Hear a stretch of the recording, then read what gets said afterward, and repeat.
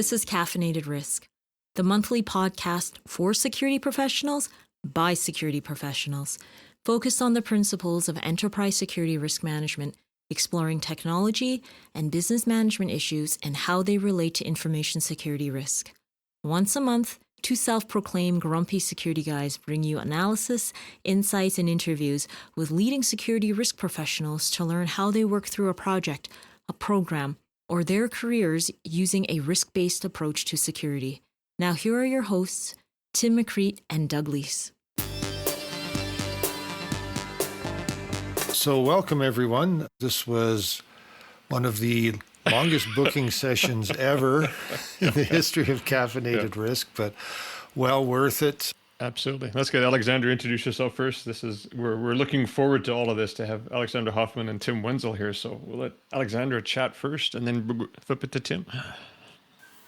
Okay, hello everyone. Thank you very much for having me on this podcast. I'm Alexandra Hoffman. I am the owner and founder of the business called Crisis Ally, and we try to do crisis management elevated.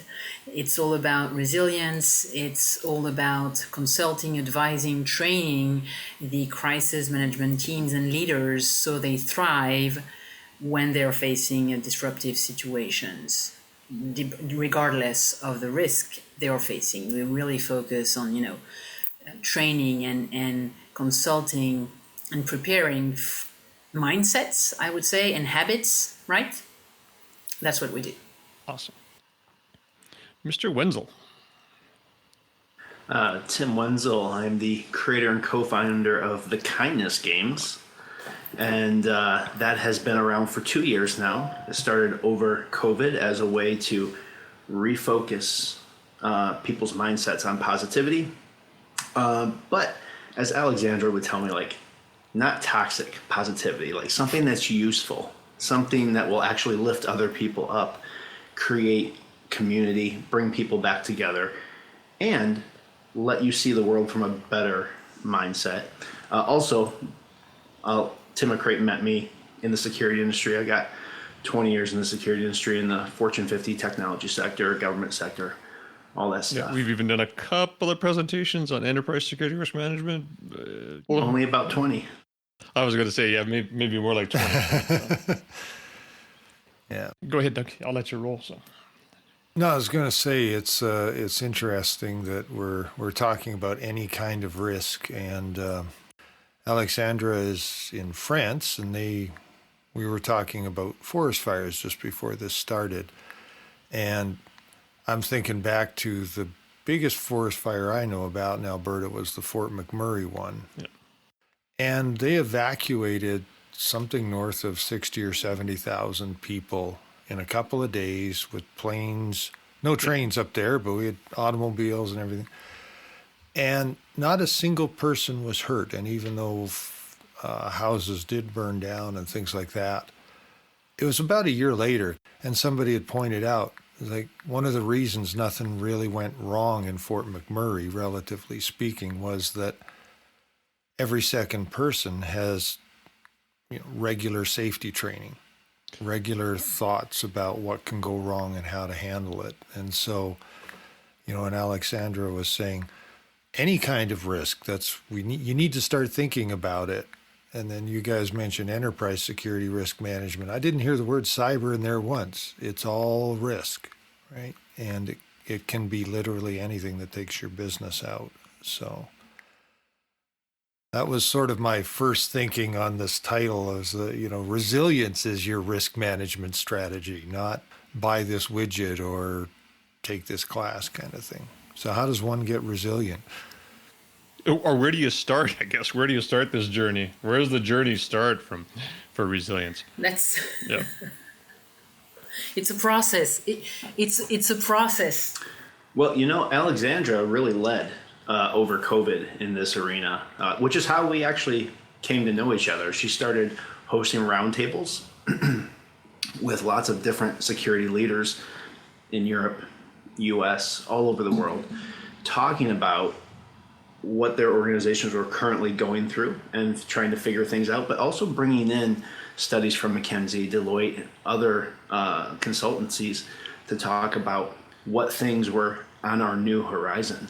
And just holding these brainstorming sessions that were not only great networking, but really thought-provoking and challenging. And so that's why she's kind of a thought leader in this area, because she's not stuck in security. She's not stuck in business resiliency. She's not stuck in any specific spot. She has a global, holistic view of what resiliency looks like and what the risks to it are. Thank you for this intro, Tim. Thank you very much.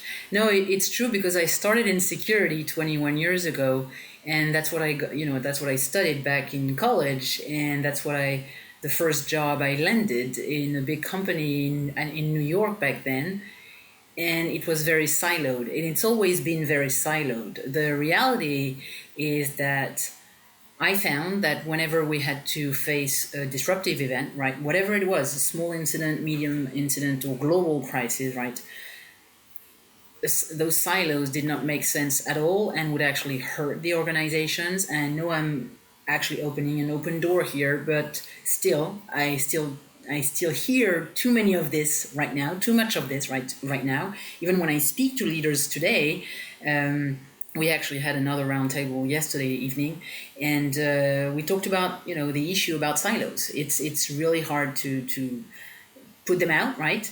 And so that's how I came up with this resilience topic.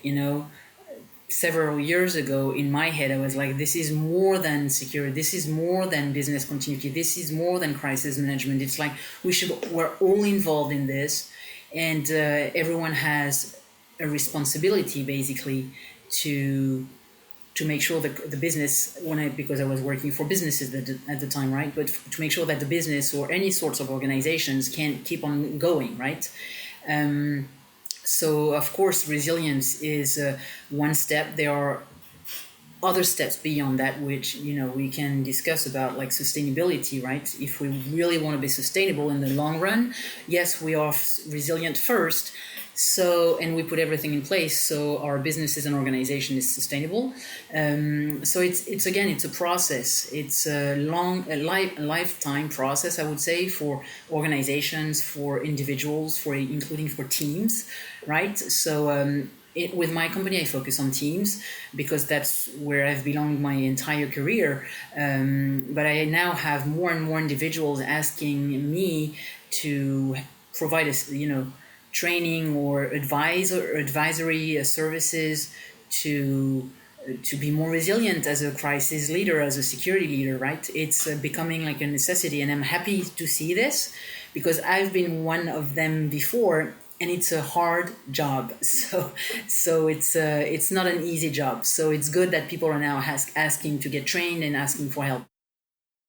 Oh, that's awesome. I kind of want to jump in real quick and ask, and I'll ask Tim as well, Alexander, is how do you go from, we had to have a disaster plan or disaster recovery plan, and then it kind of graduated to this whole business continuity plan. So it isn't just a disaster now we got to keep the business running. But how do you get that, how do you mature that company, or how do you get that company to start thinking along the lines of being a resilient organization to get to the next stage of be a sustainable organization? But how do you break past that mindset of, I just have to deal with the disaster. I just have to get the business continuity plan going. I'm going to take the binder off the shelf and open up to page 5 and declare the disaster and go to work. And hey, we did that back in, not that long ago when we had a fire in a data center here in Calgary. So, but how do you get a company or an organization or even individuals to start thinking outside of that space and get them to that concept of resilience? Or is that where some of the biggest struggles you're finding is getting out of that mindset and moving into that resilience space? We try to share stories. I'll let Tim elaborate on this one. I was going to say, yeah. So that this is where Tim comes in, right? So, yeah. So there's this phenomenon coming up next month called GSX, and lots of people are going to it. And if you've ever been to a security conference before, you look at the agenda and you say like, oh, that's going to be a good talk. I'm going to go see that, right? And you show up like ready, and like 3/4 of the time, like you're bored in 5 minutes. And you want to be there to understand that. So, Tim, when you and I evangelize ESRM, the main thing we talk about and the main thing we get questioned about is, well, how do we get a seat at the table? Well, here's the thing. If you do not have a message that is relevant and interesting, a way to hook into the mind of executives, you're never going to get a seat at the table. And if you get there, the first time that you lull the room to sleep, you won't be put on the agenda again. Yeah. And there's one thing that Alexandra and I have been talking about for several months now. It's the brain craves storylines. If you start to tell somebody a story, the brain can't look away. It can't be distracted. It's like, oh, what is this story? It's like cats and catnip. It's like, And so why do we not begin to understand how to feed stories, good stories, relevant stories, into our presentations, into everyday business conversation? You know, Alexandra and I just met in May when I went out to Europe for work. And we had talked over COVID. We'd done a lot of Zoom calls or roundtables, but we'd never met in person. And on that trip, I took 2 young people in my program. And we went and we talked to executives, VPs, directors all over Europe. And the one thing that they said is that, like, you never start until they're interested, and you never start with business. You always start with the story. And I said, yes, because that's how you get them interested. You have to hook them in, something to get their brain in line, thinking about, like, what does this guy have to say? And then you have to hook them.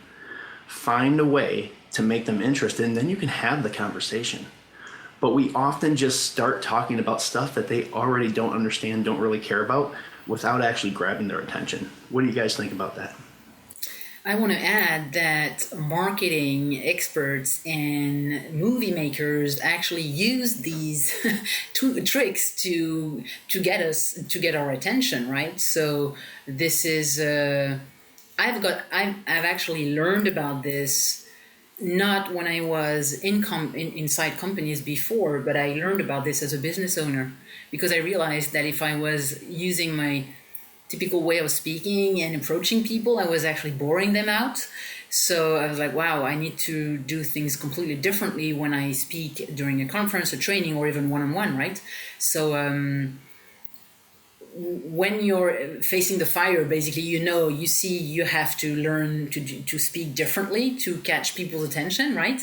But it's true that when we are inside a company, we want to influence stakeholders. We know it's a problem, we know it's an issue, but there's not much at stake, right? You don't have your salary at stake because of that. Yeah, I suppose if you're actively trying to engage as a consultant, then there's definitely going to be more pressure to be interesting. I think everybody here has done that at least a little bit. If you're on the inside already, so they're sending you a check every 2 weeks, and your job is to now influence people elsewhere in the organization. And I know a guy signed me up for a gig like this once, and it wasn't the best gig because you're here to influence. Like, what does that mean? You have no budget, you have no ability to fire or anything, and yet you have to convince them to do something they don't want to do. And one of the ways we actually started solving that was using a visual and getting them to talk about how things could go wrong with their system. And we draw up a model and try and get them to tell us why the model was wrong, so that they had some engagement. But I'm kind of curious how you open with that, because in our case they were mandated to attend. You know, just because you're made to be there doesn't mean you shouldn't enjoy and understand, right? And how many people have given a technically great presentation and had 0 questions at the end? Yeah. And like, if you get to that point, it's either people didn't understand or they didn't care. And both are a problem.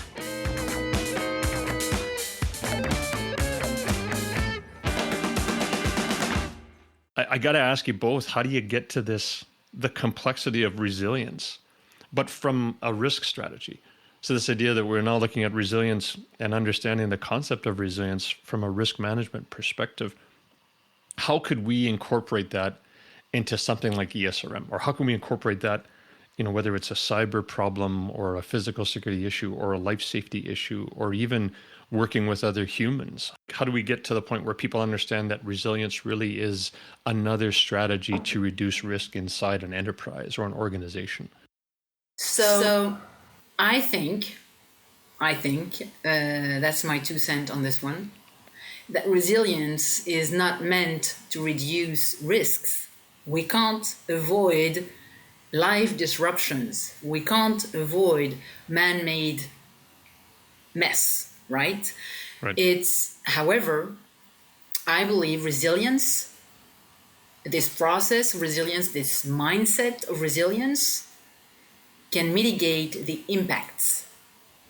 And this is what I think about this.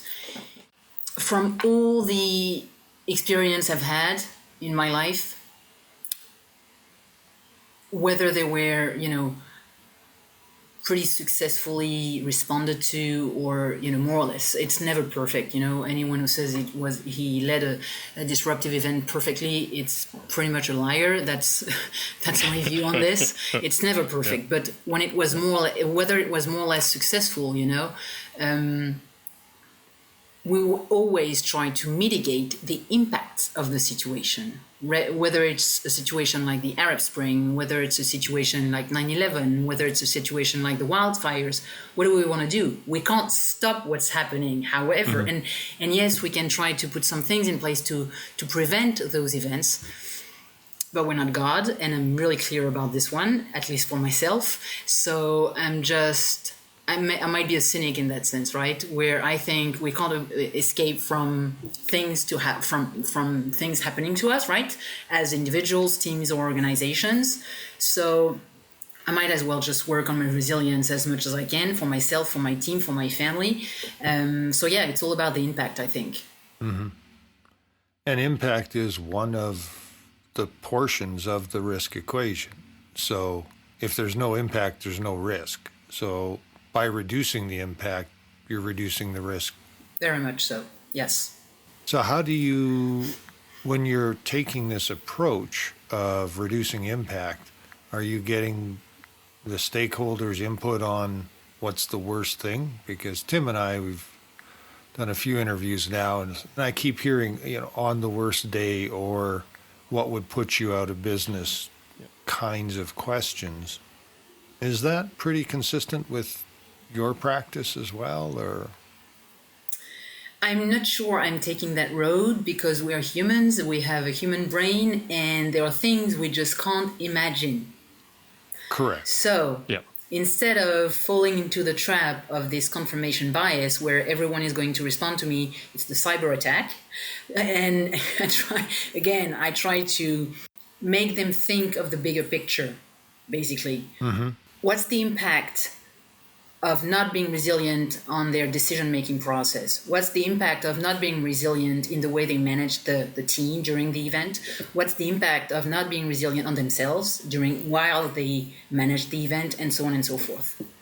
Because the confirmation bias, the herding effect, right, is like for everyone, including myself. I'm also human. It's for everyone. So I try to not go this way, because I'm not sure it's helping. All those events, whether it's 9/11, those big events like the war in Ukraine, the day before the war in Ukraine. Experts, I'm not an expert in geopolitics, right? Experts in geopolitics, it's not going to happen the day before. Mm-hmm. Yeah. So I'm not asking people, what do you think is going to happen? We don't know. Very clear. The only thing I'm listening to are the megatrends. Megatrends are actually, I think, extremely interesting, and I'm actually getting interested in that. Long-term trends, I guess people doing foresight or are specialized in this, right?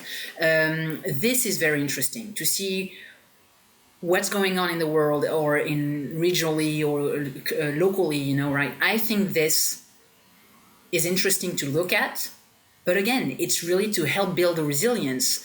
what's hot, basically, what's happening and what might happen in the next 10, 15, 20 years. That matters. But short-term, short-sighted events, I'm not focusing on this, really. When I work with my clients, I don't work on this. You know, the way I think about resilience, whenever we set up security programs or we want to talk about risk, like we have to understand like what the baseline of normal is for anything, right? So that we can measure how far away we got to normal and like what it feels like, looks like, metrics show you gets back to normal. And so where resilience really does come in is helping to understand like how can we get back to that baseline of normal in these types of incidents. Is this even a goal?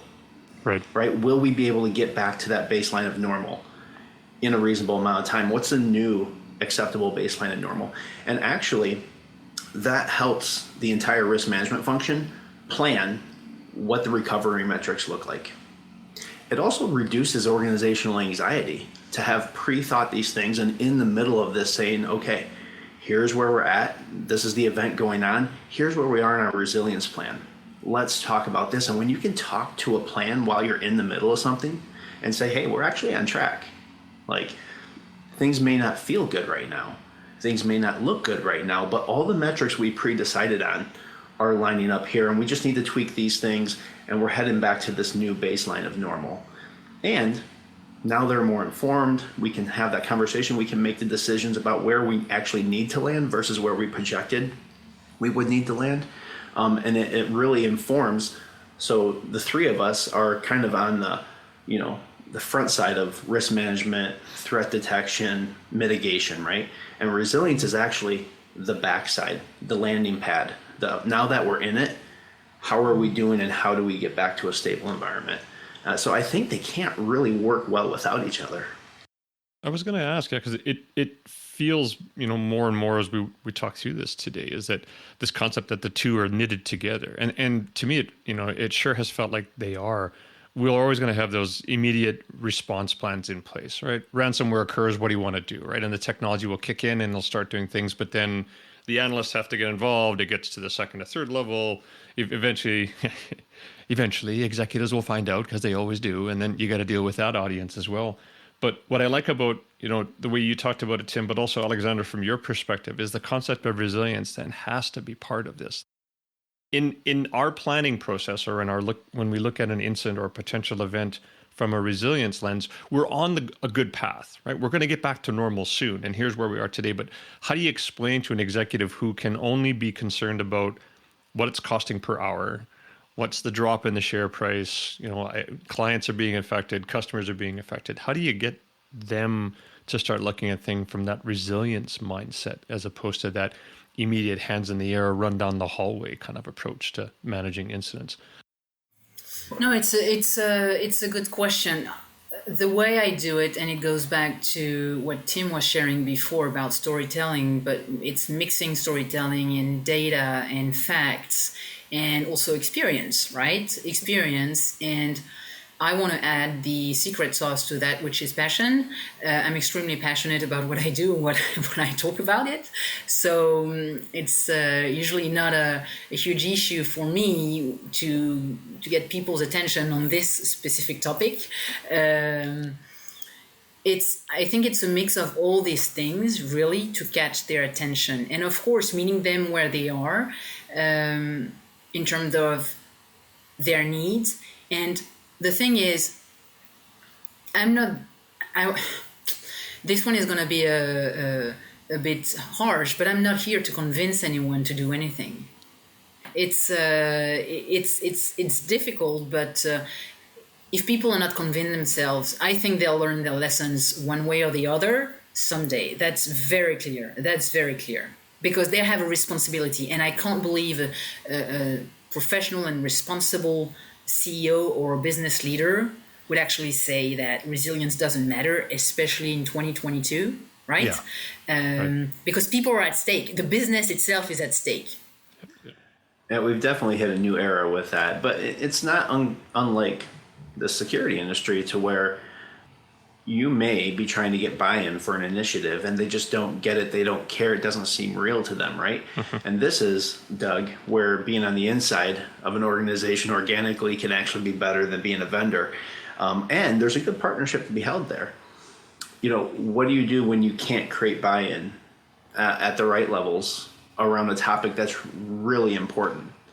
You go and you find partners. You find people that will help you champion the cause, right? So legal, HR, audit, all of these other entities that actually look and deal with risk, they all have stories of how it's happened at other organizations, but also, and more importantly, they have stories about how close it's come to happening at this organization. Here's how it almost happened. Here's what it looked like and felt like when we discovered that threat, when that employee was threatening these things.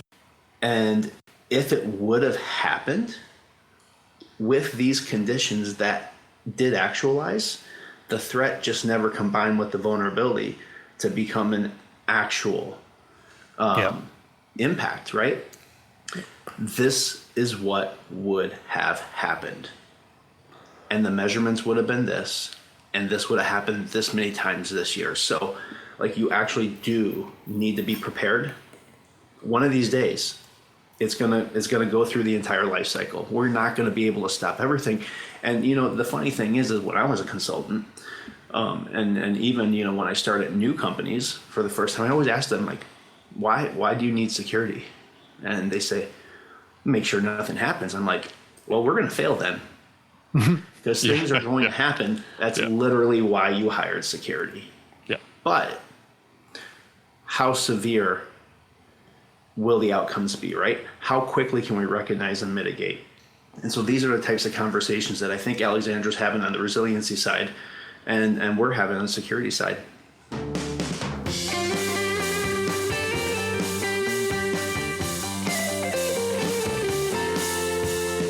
How would you know, or how would you advise your client to say, you've come a long way, you're as ready as you can be given the resources that you have? It's a long-term process, Doug. It's there is no, I don't think there is any short-term answers to that.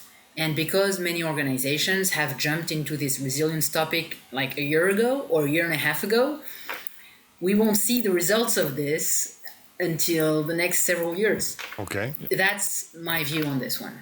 Because I remember specifically one organization I was an employee with, and I felt that the team, the security team, crisis management team, was extremely resilient in what they were doing, what we were doing, right?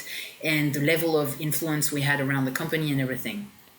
The VP had been building the program for 10 years. Mm-hmm. Not for 1 year, not for 18 months, not for 2 years, 10 years. Yeah. So of course, and that's the thing. We have to be patient. And that's why I was saying at the very beginning of the podcast, it's a process.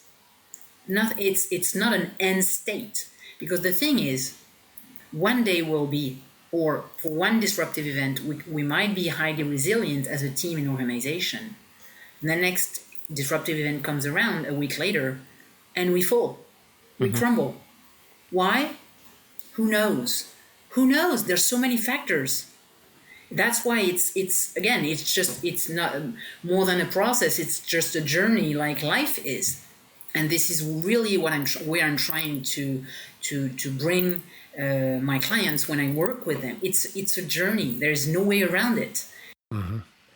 I mean, it's a mindset, right? So just like Alexandra brought up and you guys talked about, you can't focus on every risk every day, right? You have to build habits, which turn into a lifestyle, which turn into a culture of understanding what we're here to do, right? And then facilitating life to do that. So you need to set a North Star. A North Star, it's like, this is where we're going. We don't know if we're going to get there, but what is acceptable outcomes for you, right? Like risk thresholds. We talk about that all the time, but like, what does that mean? What does that feel like? And I used to, for a long time, I used to do security design for ultra high net worth homes. So it was like you're probably not going to spend less than $1 million working with me, because we're doing safe rooms, we're doing cameras, we're doing lockdown systems, we're doing all of this, smart homes and you know, you have to get certain clients that want this type of thing. And the way it buys in is, what is the life cycle, the lifestyle of your home? How do you want to live in it in a secure manner? And tell me what that looks like. Break-ins happen like around 2 or 3 a.m. Mm-hmm. They usually don't happen after you're awake, right? Where are you at 2 or 3 a.m.? You'd be shocked to find out how many tech executives are up in this part of the house working at 3 a.m. Yeah. Right? So like the ADT mentality, like your alarm's not going to be locked because they may be out on the back patio during that time doing some work, right? And so you have to really understand what will support their lifestyle, their goals for living life in a secure manner, and that's how you tailor it. And it's a process, it's a mindset, it's habits, and this is what we have to understand. We could go on and on for the entire evening for myself and for the entire day for you guys. Right. I could elaborate on what Tim was just saying like forever, but yeah, I'll shut up. So I can't go to a vendor and buy a box of resilience and have it in by the end of the quarter? Sorry about this. I wish I could say yes, I'm the vendor you should go to, but no. Yeah. Well, this was great, folks. I learned a lot during this session with you folks, and I want to thank you both for being here. I think this has been one of those topics I've been looking forward to chatting with, and it took us a while to get here. So thanks to both of you for your patience. And I just want to thank Alexander Hoffman from Crisis Ally and Tim Wenzel, co-creator for the Kindness Games, for being on the show with us. I really appreciate it. And I'm hoping that our listeners find something out of here, even if it's just to focus on stories. Yep. I would be okay with that for the session, for this one. So thanks everybody for this. I really appreciate it. It was a great session. Thank you, everyone. Thank you. Thanks for having us. Betcha. Thanks for listening to the latest podcast from Caffeinated Risk. Make sure you visit our website, caffeinatedrisk.com, to stay up to date on what we've been working on. Our website has bios of our podcast guests, posts about topics we're passionate about, and even a library of reference material we find valuable in the work we do every day.